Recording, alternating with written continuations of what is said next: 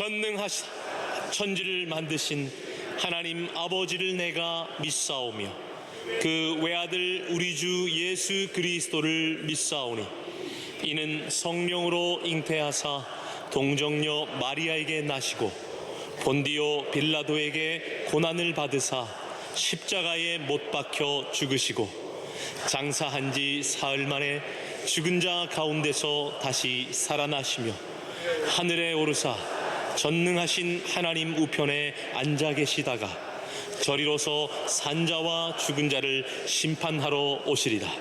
성령을 믿사오며 거룩한 공회와 성도가 서로 교통하는 것과 죄를 사하여 주시는 것과 몸이 다시 사는 것과 영원히 사는 것을 믿사옵나이다. 구약성경 창세기 4장 9절에서 15절까지 말씀입니다. 창세기 4장 9절에서 15절 구약성경 5면에 있는 말씀입니다. 창세기 4장 9절에서 15절 말씀 제가 봉독하겠습니다. 여호와께서 가인에게 이르시되 내 아우 아벨이 어디 있느냐? 그가 이르되 내가 알지 못하니이다. 내가 내 아우를 지키는 자니이까. 이르시되 내가 무엇을 하였느냐? 내 아우의 핏소리가 땅에서부터 내게 호소하느니라. 땅이 그 입을 벌려 내 손에서부터 내 아우의 피를 받았은즉 내가 땅에서 저주를 받으리니 내가 밭을 갈아도 땅이 다시는 그 효력을 내게 주지 아니할 것이요 너는 땅에서 피하며 유리하는 자가 되리라. 가인이 여호와께 아뢰되 내 죄벌이 지기가 너무 무거우니이다. 주께서 오늘 이 지면에서 나를 쫓아내시온즉 내가 주의 낯을 배웁지 못하리니 내가 땅에서 피하며 유리하는 자가 될지라. 무릇 나를 만나는 자마다 나를 죽이겠나이다. 여호와께서 그에게 이르시되 그렇지 아니하다. 가인을 죽이는 자는 벌을 7배나 받으리라 하시고 가인에게 표를 주사 그를 만나는 모든 사람에게서 죽임을 면하게 하시니라. 아멘.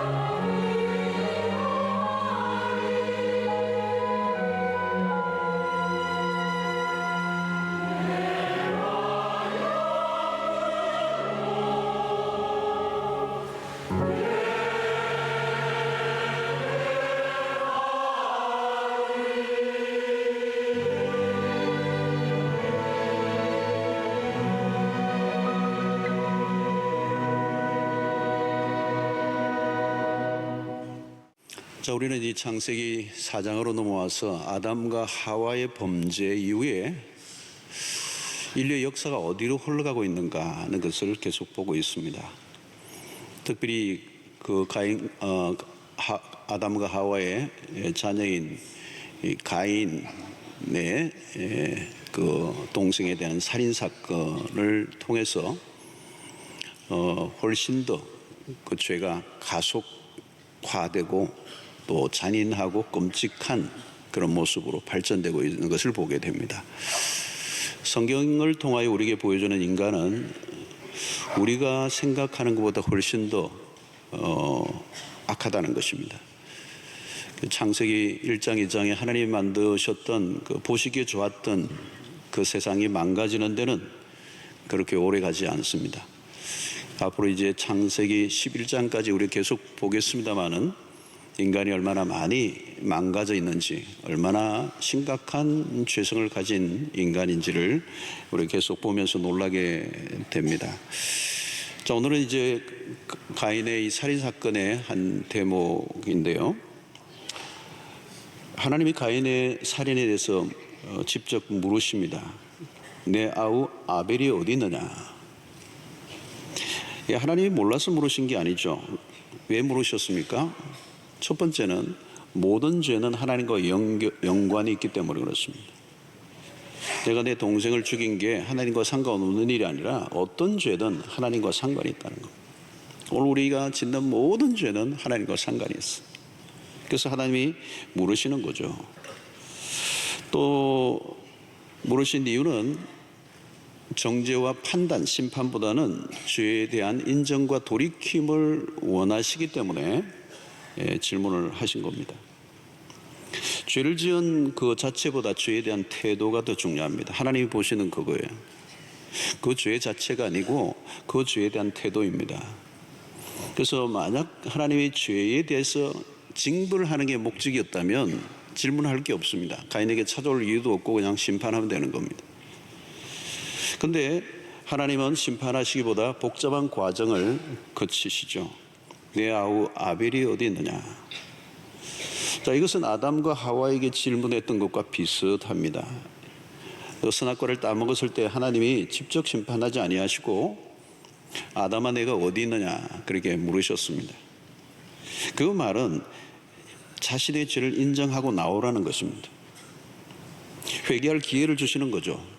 내가 죄를 지었습니다. 내가 잘못했습니다. 내가 죽을 죄를 지었습니다. 용서해 주십시오. 그러면 참 간단하게 해결될 문제입니다. 하나님이 원하시는 구원의 길은 복잡하지 않습니다. 아주 심플해요. 죄를 지었다면 내가 잘못했습니다. 용서를 구하면 되는 겁니다. 이게 죄인의 태도죠. 하나님은 계속 기회를 주시는 하나님이신데 우리의 선택에 따라서 구원을 얻을 수도 있고 심판을 받을 수도 있다는 겁니다. 죄인의 태도. 하나님의 문을 다 열어놓으시고 구원의 길을 위해서 손을 내밀고 계시는데 하나님이 그 가인의 태도를 보고 계시는 거죠.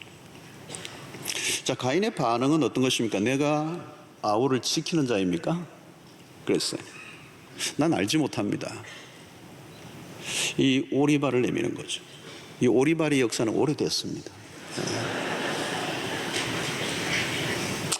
여러분, 구원을 위해 내미시는 하나님의 손과 구원을 거절하는 완강한 죄인의 모습이 오버랩되고 있는 거죠. 하나님 앞에서 지은 죄를 부정합니다. 요즘 이런 법정에서도 흔히 우리 주변에서 늘 보는 익숙한 장면입니다. 모른다는 거예요. 나와 상관없다는 겁니다. 난 그런 죄를 짓지 않았다는 거예요. 아주 천연덕스럽게 거짓말을 하는 것입니다. 어떤 사람은 기자회견까지 열어서 나는 결코 그런 일을 한 적이 없다. 다윗에게도 비슷한 장면이 나오죠. 그런 바세바를 범하고 상당한 시간 동안 아무 일도 없었던 것처럼 살았습니다. 그런데 죄는 감추어지지 않습니다. 하나님이 나단 선지자를 보내시죠. 어느 날 세월이 흐른 후에 나단 선지자가 왕궁에 방문을 합니다. 그리고 설교를 시작하죠. 청중은 딱 한 사람입니다. 다윗. 내용은 비유를 들어서 얘기하는데 그 비유를 계속 듣다 보면 어디론가 향하고 있는데 사실은 다윗에게 향한 설교입니다. 그리고 누가 들어도 그 끔찍한 죄를 범했던 당사자로서 그 이야기의 주인공은 자기라고 알아들었어야 마땅한데 다윗은 전혀 모릅니다. 그래서 할 수 없이 나단 선지자가 칼을 내든 거죠. 그래서 막바로 왕의 목에 칼을 갖다 대는 것과 마찬가지죠. 당신이 바로 그 죄인이라고. 사실 위험한 일을 나단 선지자가 한 것입니다. 그런데 놀라운 것은 다윗이 그 순간 무릎을 꿇습니다. 내가 하나님께 죄를 범했습니다. 사실 이때가 다윗에게 있어서 가장 아름다운 장면입니다. 우리는 다윗이 위대한 어떤 왕으로서의 업적을 남겼거나 때로는 골리앗을 쓰러뜨렸던 그 장면이 다윗에게 가장 위대한 것처럼 보일지 모르지만 성경이 보는 관점은 달라요. 다윗이 가장 다윗다운, 인간다운, 하나님 앞에서 가장 아름다운 장면이 하나 있다면 자신의 죄를 인정한 것입니다.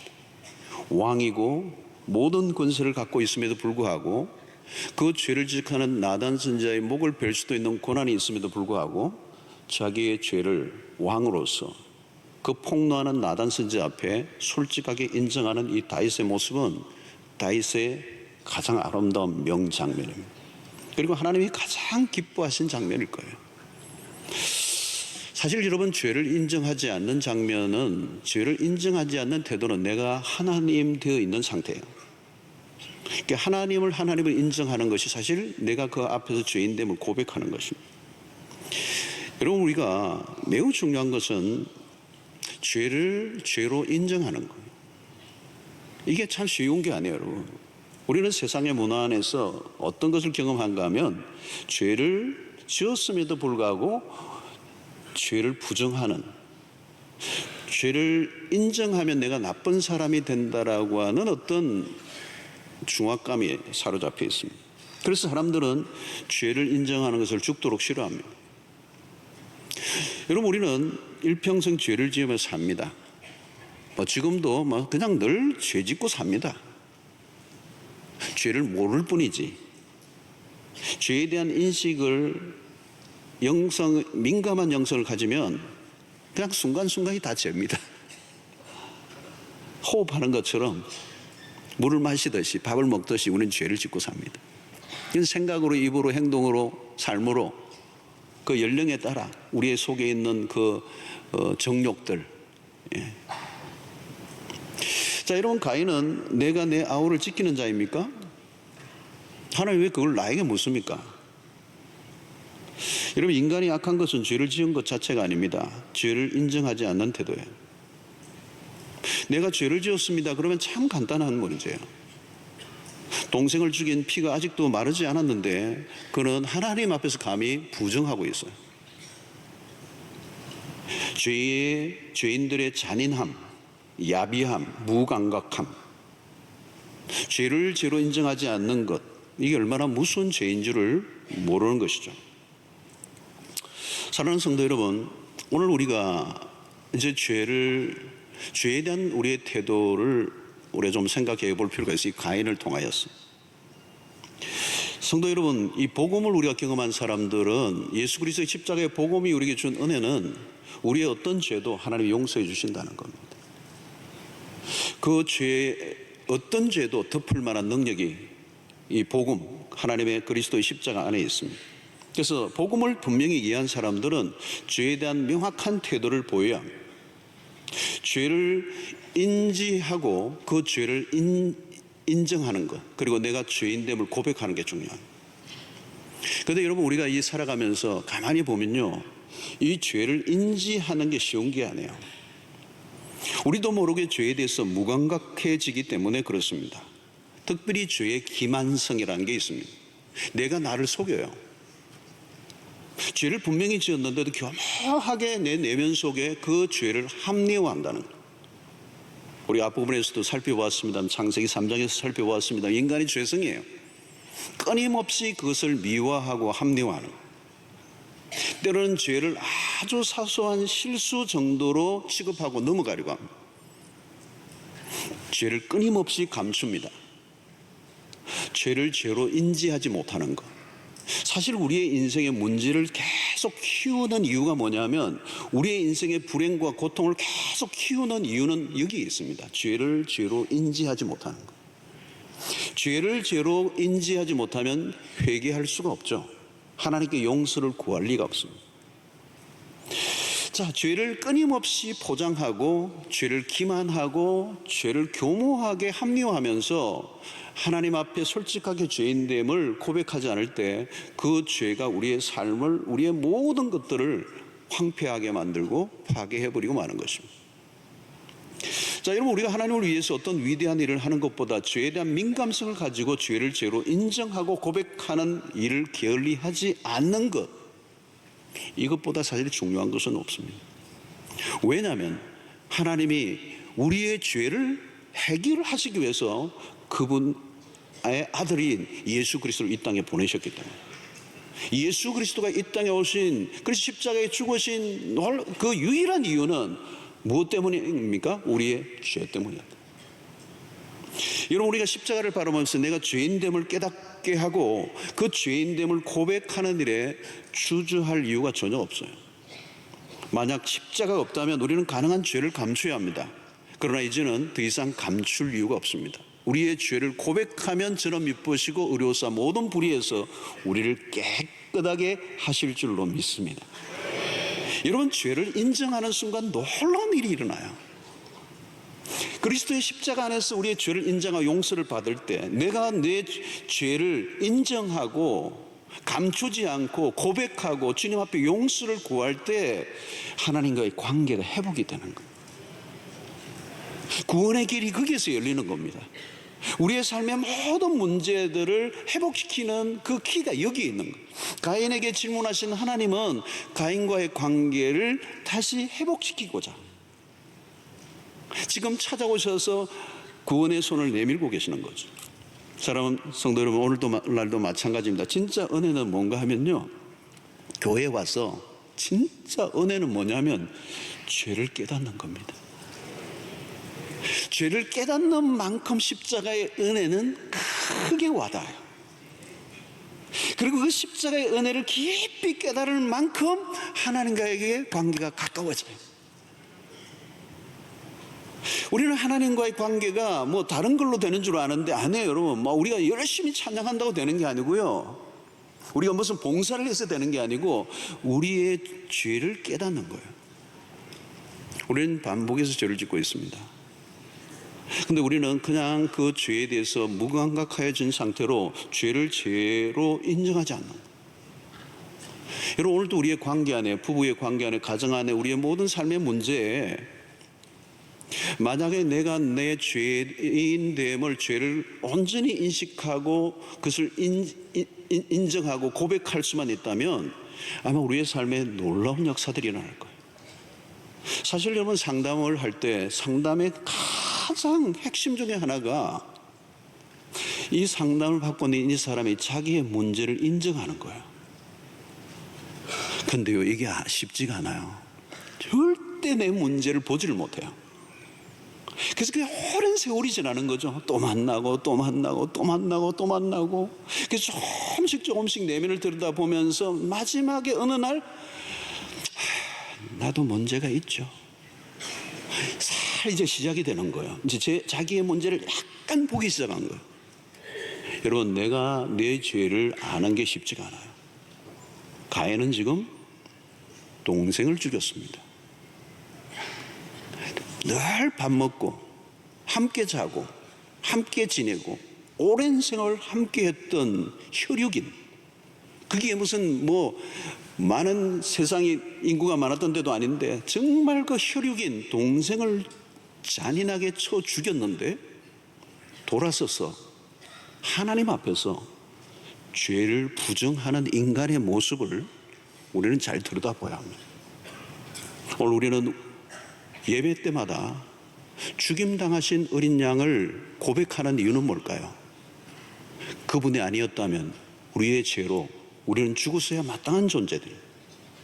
그런데 하나님이 그 아들을 통하여 십자가에 죽게 하심으로 우리의 모든 죄로부터 용서를 해주셨기 때문에 우리는 주저함 없이 이제 우리의 죄를 끌어안고 있지 않고 쌓아가지 않고 있는 그대로 주님 앞에 솔직하게 진심을 다하여 고백할 때 구원의 역사가 일어나고 사는 역사가 일어나고 회복의 역사가 일어나고 변화의 역사가 일어나게 될 줄로 믿습니다.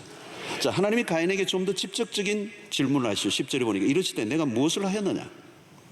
내 아우의 핏소리가 땅에서부터 내게 호소하느니라. 하나님은 가인이 알아도 또 다시 질문하죠. 너가 무엇을 하였느냐? 하나님 분명히 말씀하십니다. 내 아우의 핏소리가 땅에서부터 내게 호소하느니라. 아우의 핏소리가 땅에서부터 부르짖는다는 겁니다. 여러분, 죽은 자는 땅에 묻혀도 소리가 남습니다. 죽은 자의 핏소리는 마치 히브리인들이 애굽에서의 고통하는 소리와 같아요. 사람이 죽었다고 끝난 게 아닙니다. 죽은 사람의 억울함의 소리는 하늘에 올려져요. 마침내 죄에 대한 하나님의 심판이 내려집니다. 그게 오늘 12절의 말씀이에요. 내가 밭을 갈아도 땅이 다시는 그 효력을 내게 주지 아니할 것이요 너는 땅에서 피하며 유리하는 자가 되리라. 두 가지 징별입니다. 첫 번째는 땅의 저주를 받았다는 거예요. 여러분, 가인의 직업이 뭡니까? 농부입니다. 농부인데 땅의 저주를 받았어요. 그러니까 아무리 밭을 갈아도 제대로 결실을 거두지 못할 것이라는 거예요. 저주가 내려진 땅에서는 인간의 노력은 허사가 됩니다. 땀을 흘렸는데 너무도 부실한 결과를 맺는 것, 이게 저주입니다. 풍요와 거리가 먼 아주 아슬아슬한 삶, 늘 결핍에 시달리며 살아가야 하는 이 인간의 모습이 저주예요. 두 번째 저주는 피하여 유리하는 자가 되리라는 거죠. 가인은 에덴의 동쪽에서부터 방랑의 삶을 시작합니다. 방랑, 이게 저주예요. 일종의 도피극이죠. 끝없는 이주의 삶을 사는 겁니다. 자, 여러분, 방황하는 인생. 자, 방황이라는 게 뭘까요, 여러분? 그게 저주예요. 근데 그것은 목적지가 없는 삶입니다. 도달해야 될 주소가 없는 거예요. 오늘날 떠도는 문화는 가인의 후예들의 특징입니다. 가인의 후예들은 떠도는 인생을 사는 거예요. 오늘날 가인의 후예들이 떠돌고 있어요. 여러분, 현대인들은 주소가 없어요. 있긴 있지만 본래의 주소가 아니에요. 그리고 또 언제 주소가 바뀔지 몰라요. 어떤 사람은 주민등록지 주소를 너무 많이 바꿔서 다 기억도 못해요. 어디가 고향인지 물으면 애매하게 답을 합니다. 태어나기는 어디에서 태어났는데 거기서 자라지는 않았어. 도시에서 살아가는 사람들은 모두가 이주민들입니다. 곧 고향을 떠난 사람들. 고향으로 돌아가고 싶지만 돌아가지 못해요. 먹고 살아야 되기 때문에. 오늘날 도시에 사는 사람들은 주소를 가지고 있지만 대개는 그 주소는 남바예요. 남바, 아파트 남바. 요즘 아파트 이름은 국적 불명이죠. 이름을 외우기도 힘들어요. 한국인지 미국인지 알 길이 없어요. 복잡하고 까다로운 이름들을 지은 이유는 어떤 사람이 얘기하기를 시어머니들이 찾아오지 못하도록 하기 위하여. 그래서 옛날에는 아주 아파트 이름이 간단해서 현대 아파트, 그거 간단하잖아요. 근데 요즘은 굉장히 어려워진 거예요. 그래서 제가 긴 이름을 한번 찾아왔더니 파주에 있는 아파트 이름이 가장 길어요. 가란마을 10단지 동양 엠파트 월드 에러디앙이에요.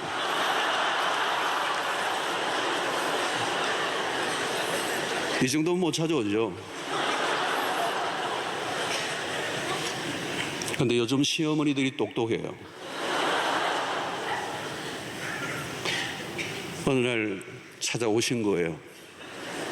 알고 보니까 똑똑하고 날카로운 시누이를 데리고 온 거예요.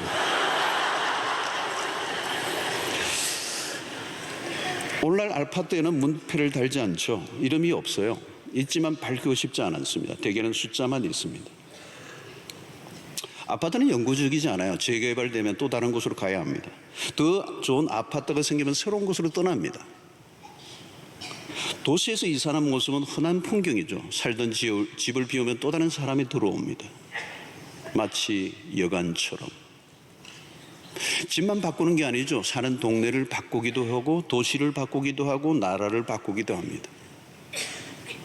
사람들이 왜 이주를 하죠? 현재보다 좀 더 나은 삶을 기대하기 때문에. 그 말은 현재의 삶에 만족이 없다는 뜻입니다. 그래서 끝없는 이주예요. 우리나라에 이주민들이 많이 들어와 있습니다. 그런데 알고 보면 모두가 우리가 이주민들입니다. 이사를 할 때 새로운 것에 대한 기대도 있지만 두려움도 있습니다. 주변에 대한 경계를 하게 되죠. 끝없는 이주의 삶은 한마디로 unstable, 불안정한 삶입니다. 죄를 지은 인간은 항상 두렵고 불안하죠. 주변을 경계해야 합니다. 사람을 만나는 게 두려워요. 도우려고 다가오는데도 자기를 잡으려고 오는 줄로 착각합니다. 낯선 환경은 언제나 불안함이 있습니다. 또 돌아다닌다는 것은 이사를 자주 한다는 말하는 것이 아닙니다. 목적이 없는 삶입니다. 정착을 하지 못하고 끝없는 도피, 안식이 없는 삶, 어디에도 소속되지 않는 삶은 외롭고 그리고 영원한 이방인입니다. 항상 주변인이죠. 누구도 그를 받아들여 주지 않습니다. 언제나 외톨이에요. 하나님으로부터 멀어진 인생의 모습입니다. 하나님으로부터 멀어진 인생은 떠돌이가 될 수밖에 없고 외톨이가 될 수밖에 없습니다. 오늘날 가인의 후손들은 편안히 거할 곳이 없습니다. 어디를 가긴 가는데 도달할 곳이 없어. 죄인의 삶은 고단합니다. 무엇을 하든 어디에서 살든 피곤한 인생인 것이죠. 항상 피해 의식에 사로잡혀 살아갑니다. 평안히 깃들린 삶을 살지 못합니다. 평안은 언제 오는 것입니까? 안정감은 어디에서 누릴 수 있는 것입니까? 그 방황의 끝은 언제 오는 것인가요? 가인은 자신에게 주어진 저주가 너무 크다고 하소연합니다. 13절에 보니까 가인이 여호와께 아뢰되 내 죄벌이 자기가 너무 무거우니이다. 지기가 너무 무거우니이다. 가인이 모습에서 무엇을 발견합니까? 자신이 다른 사람에게 끼친 고통은 생각하지 않고 자신에게 주어진 고통이 크다고 하소연하는 거죠. 이게 바로 죄인의 특성입니다. 자신에 대해서는 매우 관대하고 남에 대해서는 가혹한 사람들. 자신이 지은 죄의 심각성을 전혀 인식하지 못하고 단순히 자기에게 내려진 그 저주에 불만을 품고 있는 모습입니다. 오늘 14절을 보십시오. 주께서 오늘 이 지면에서 나를 쫓아내시온적 내가 주의 낯을 배웁지 못하리니 내가 땅에서 피하여 유리하는 자가 될지라 무릇 나를 만나는 자마다 나를 죽이겠나이다. 자, 하나님으로부터 내어 쫓김을 받은 인간은 두렵습니다. 당시 사람이 얼마나 되었겠습니까? 아직 인구가 늘어난 때가 아닙니다. 그럼에도 가인은 사람이 두려웠던 거죠. 죄를 지은 징벌은 스스로 두려움에 떠는 것입니다. 누가 자기를 죽이려고 하는 것 같아 늘 잠을 못 잡니다. 평안이 없어요. 죄를 짓고 나면 스스로 신음하게 됩니다. 그리고 자신의 내면 속에 있는 이 양심의 소리에 괴로운 것이죠. 그래서 어떤 사람은 공소시효가 하루 남았는데 자수하는 사람을 본 적이 있어요. 차라리 처벌을 받는 게 훨씬 더 마음이 편하다라고 얘기할 정도로 그 죄로부터 오는 두려움의 크기가 얼마나 큰가를 말해주고 있는 것입니다. 여러분, 죄를 짓고 도망을 다니는 삶은 결국은 지옥입니다. 이 무엇인가 쫓기는 삶의 이유는 딱 하나예요. 하나님을 등진 삶, 하나님으로부터 쫓겨난 인생의 모습입니다. 그 인생은 자유가 없습니다. 그래서 언제나 무엇인가에 묶여 있는 것이죠. 두려움에 묶여 있고 불안에 공포에 묶여 있는 것이죠. 그러니까 이것은 감옥 생활하고 똑같습니다. 죄를 지은 사람은 사람들이 많이 있는 곳을 두려워해요. 빛이 너무 밝아 힘들어하는 거예요. 낮에도 잠을 자다가 밤이 되면 슬슬 나오는 거죠. 누가 이름을 부르면 놀랍니다. 경찰차만 지나가도 가슴이 뛰어. 친절하게 누가 다가와도 부담스러워하는 것이죠. 사람들에게 다가가기보다 홀로 살아갑니다. 남이 나를 고립시키는 것이 아니라 내가 나를 고립시키는 삶입니다. 그것이 바로 죄인의 모습인 거예요. 사랑하는 성도 여러분, 우리는 죄인이 되는 순간부터 툭 어디로 던져지는가 하면 광야라고 하는 곳으로 던져지는 것입니다. 그것은 어떤 것이죠? 아주 힘들고 어려운, 살아가기, 버텨내기 어려운 그런 환경이 바로 미드바르, 광야라고 하는 것입니다. 위험하고 살벌하고 고단한 삶, 늘 두리뭉거리며 살아가야 하는 곳, 아무도 믿지 못하고 자기 자신 외에는 믿을 것이 없다고 생각하며 살아가는 인생은 방황이요, 나그네요, 광야의 삶에서 고통을 겪고 있는 것입니다. 바로 그것이 가인의 이 후예들의 삶의 모습이라는 것을 오늘 성경은 우리에게 가르쳐주고 있습니다. 자, 가인이 자신에 대한 벌이 너무 크다고 불평을 늘어놓을 때 하나님의 반응이 무엇입니까? 오늘 15절에 여호와께서 그에게 이르시되 그렇지 아니하다. 가인을 죽이는 자는 벌을 7배나 받으리라 하시고 가인에게 표를 주사 그를 만나는 모든 사람에게서 죽임을 면하게 하시니라. 참 놀라운 일이죠. 너는 그런 벌을 받아야 한다 하라고 마땅해야 되는데, 그래야 해야 마땅한데 하나님은 가인을 죽이는 자는 벌을 7배나 받으리라. 가인을 보호해 주시는 거죠. 이러면 이 7은 완전수입니다. 완전한 심판. 가인을 아무도 손대지 못하게 하는 것이죠. 그것으로 끝나지 않습니다. 오늘 여기 보니까 가인에게 표를 주심으로 사람들이 가인을 죽이지 못하도록 하셨다. 자, 이 표가 무엇인지는 잘 알 수는 없어요. 여러 가지 해석을 하는데 정확하게 알 수는 없는데 분명한 것은 하나님께서 가인과의 어떤 언약을 맺으신 것, 하나님이 살인자를 보호해 주신다, 쉽게 이해되지 않는 대목이에요. 가인이 하나님에 대한 태도, 그의 범죄를 보면 자비가 어울리지 않아요. 하나님에게 얼마나 그 가인이 분노하고 죄에 대해서 오리발을 내밀고 회개를 한 모습도 보이지 않은데도 불구하고 하나님은 가인을 보호하시고 가인에게 표를 주셔서 가인을 아무도 손을 대지 못하도록 하셨다. 무엇을 여러분 여기서 보여줍니까? 하나님은 심판을 가능한 억제하시는 분입니다. 심판을 즐기는 분이 아니라는 겁니다. 하나님은 가능한 심판보다 구원을 베풀기를 원하시는 하나님. 하나님은 심판 가운데서도 자비를 베풀어 주시는 하나님. 가인에게 베푸신 것은 가장 기본적인 생명 보장입니다. 인간은 계속 죄를 범하지만 하나님은 은혜를 베푸신다. 만약 여러분 인간이 범죄한 대로 하나님이 그대로 심판으로 갚으셨다면 인류는 여기 남아있지 않습니다. 우리도 마찬가지. 내가 죄를 지은 대로 즉각적으로 하나님이 심판하셨다면 우리는 여기 한 사람도 남아있을 사람이 없어요. 창세기에서 우리가 계속 확인하는 장면은 뭡니까? 아담과 하와의 범죄 이후에도 하나님은 즉각적인 심판을 하지 않아요. 반드시 죽으리라고 하셨지만 금방 죽음이 찾아오지 않았습니다. 하나님은 아담과 하와에게 짐승을 잡아 가죽옷을 입혀주십니다. 이게 은혜입니다. 이게 은혜. 죄를 지음에도 하나님은 계속 살려주시고 구원의 길을 열어주시는 하나님. 우리의 죄보다 하나님의 은혜가 얼마나 큰가를 성경은 우리에게 가르쳐주고 있습니다. 오늘 가인이 죄를 범했음에도 불구하고 그에게 표를 주사 그의 생명을 붙들어 주시는 이것은 하나님을 떠난 인생임에도 불구하고 하나님은 여전히 구원의 길을 열어놓으시고 우리에게 심판보다 자비를 베풀어 주시기를 원하시는 하나님의 한량없는 은혜인 줄로 믿습니다. 오늘도 언제나 우리가 주님 앞에 나아가기만 하면은 그리스도의 십자가로 말미암아 우리를 완전하게 용서해 주시는 은혜가 복음인 줄로 믿습니다. 자, 우리는 오늘 이 본문을 통하여 우리에게 주어진, 인류에게 주어진 저주가 무엇인지를 확인을 해야 돼요. 저주란 무엇인가? 결국은 오늘 이 가인에게 임한 이 저주는 딴 게 아니에요. 하나님으로부터 멀어진 상태를 의미하는 거예요.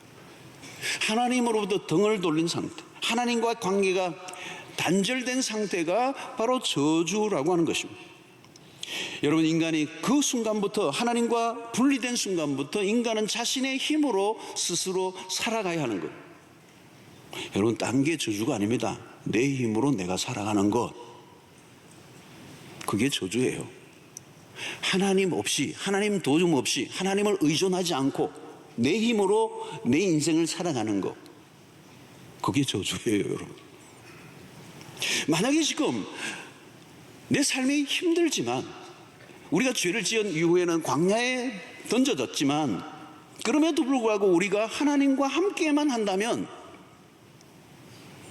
우리가 어떤 조건과 상황의 문제가 아니라 하나님과의 관계에만 온전하다면 광야에서도 꽃은 피고 광야에서도 샘물은 터지는 거예요. 여러분, 우리가 이 땅은 여전히 이 죄로 인하여 저주가 임한 그 저주의 흔적들을 우리가 곳곳에 보고 있습니다. 오늘도 우리는 여전히 완전히 그 모든 것으로 벗어난 상태는 아니에요. 그래서 우리에게는 질병도 찾아오고 여러 가지 사건과 사고와 별 일들로 인하여 우리는 고통을 피할 수가 없는 이 세상을 살아가는 것은 우리는 이 땅이 광야이기 때문에 그래요. 그럼에도 불구하고 우리에게 진정한 그런 복은 무엇입니까? 복은 어떤 조건과 상황이 아니라 하나님과의 관계에 달려 있어요. 시편 23편 4절에 유명한 말씀이 그거죠, 여러분. 내가 사망의 음침한 골짜기로 다닐지라도 해를 두려워하지 않을 것은 주께서 나와 함께 하심이라. 상황은 사망의 음침한 골짜기를 다니는 거예요. 그렇지만 하나님이 나와 함께 하신다면 나는 그것을 두려워하지 않는다는 겁니다. 여러분, 오늘 우리에게 매우 중요한 것은 하나님과의 관계가 있습니다. 하나님과의 관계, 가까운 관계성만 있다면 우리의 삶은 최상이 있다는 거예요. 우리가 어디에 살든 무엇을 먹든 상관없어요. 조건과 상황이 아니라 하나님과의 관계에 모든 게 달려있다는 거예요. 여러분, 왜 사람들이 가질 만큼 가지고도 불안해합니까? 왜 만족하지 못하죠? 여러분, 노년에 모아놓은 것이 없어 불안한 것일까요? 우리 속지 말아야 합니다. 불안의 근원적인 문제는 하나님과의 관계에 있습니다. 하나님으로부터 벗어나면 그게 광야요. 하나님으로부터 벗어나 나 홀로 살아가는 게 저주예요. 하나님으로부터 멀어질수록 우리 안에 뭐가 일어납니까? 내 혼자 내 힘으로 살아가야 하기 때문에 내 안에 탐욕이 끊임없이 일어나는 거예요. 이기심이 넘쳐서 언제나 배가 고픈 것입니다. 그러니까 날마다 챙겨야 하고 쌓아두어야 하고 싸워야 하고. 여러분, 하나님으로부터 멀어지면 모든 게 힘들어지는 것이죠. 가인의 삶이 그런 것입니다. 초조한 것이죠. 불안한 것이죠. 그래서 우리가 다음 주에 살펴보겠습니다만 가인은 성을 샀죠. 성을 샀는 거예요. 자기가 자기를 보호하기 위해서. 도시의 문명은 자기가 자기를 보호하기 위해서 만든 문명이에요.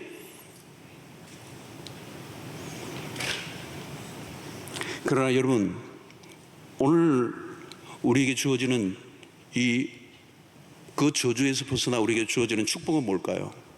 하나님의 임재를 느끼며 살아가는 것입니다. 여러분, 지금 어느 순간에 있더라도 하나님이 지금 나와 함께 하신다는 이 사실을 경험하기만 한다면,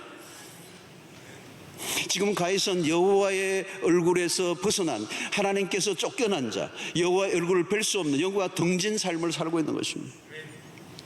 여러분, 오늘 신자에게 주어진 최고의 은혜는 십자가로 말미암아 이제 믿음으로 하나님의 보좌 앞에 담대히 나가는 은혜를 얻고 우리의 삶의 모든 영역 속에 이제 하나님의 임재를 경험하여 사는 것. 여러분, 오늘 이 예배 속에서도 우리가 누릴 수 있는 최고의 축복 가운데 하나가 뭐냐면, 하나님은 지금 우리와 함께 하신다는 사실을 확신하는 경험을 하는 것.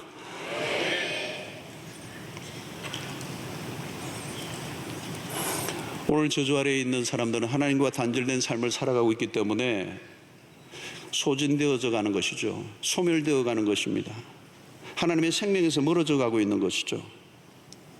저주 아래 살아가는 인간의 처우는 정해져 있습니다. 그 인류는 그 안에 시험 중에 있습니다. 갈수록 쇠퇴하고 소멸하고 망가지고 비천해져 가는 모습. 오늘 인류가 그 저주 아래서 신음하고 있는 것입니다. 그런데 오늘 우리에게는 그 반대편인 복을 하나님이 누리게 하셨는데, 그 복이란 딴 게 아니에요.